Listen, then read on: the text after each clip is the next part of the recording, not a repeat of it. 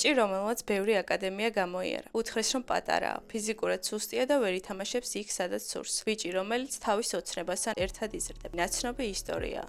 თუმცა ეს არ არის ისტორია როსარიოდან. მისი სახელი არ არის ლა პულგა.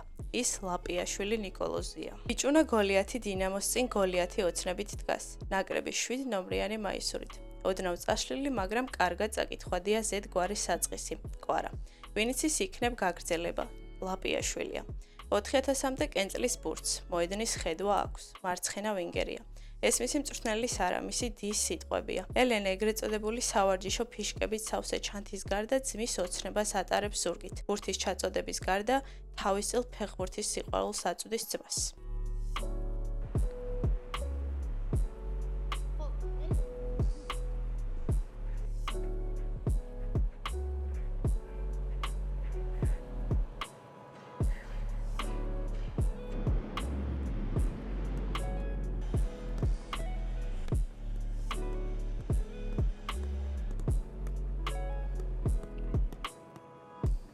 თუკი ბურთთან სუფთა გულწრფელი ურთიერთობის ნახვა მოგინდებათ, არგენტინაში არა. დინამოს სტადიონზე არა. დინამოსთან ახლოს პატარა სტადიონზე შეგიძლიათ ფეხბურთის ყურება. რაღაც ახალი, სიცოცხლის ფერი თამაშის ხილვა. ხილვა აივნიდან გადმოვყურე ბავშვების, რომლებიც სანამ დედას დაარწმუნებენ, რომ ბევრს არ ირბენენ, შორიდან უცქერენ გადავსებულ მწვანე მინდორს. მინდორს, სადაც ნიკოლოზ ლაპიაშვილი არაფერს იშურებს იმისთვის, რაც ასე ძალიან გვიყვარს, ფეხბურთისთვის.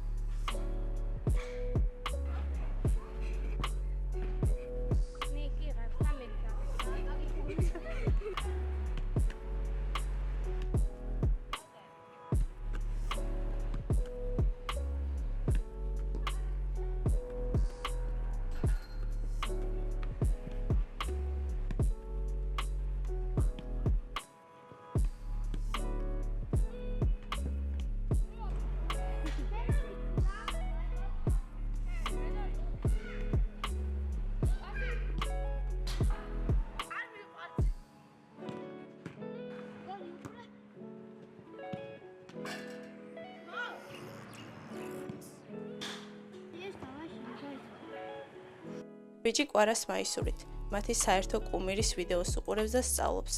სწავლობს, რადგან დღეს უკვე ერთი ნაბიჯია წერეთლის სტადიონიდან ევროპის დიდ მოედნამდე. ნაკრების მაისურიდან რონალდოსთვის გაცვლილ მაისურამდე. პატარა მიზნებიდან რეალობად ქცეულ ბუმბერას ოცნებებამდე.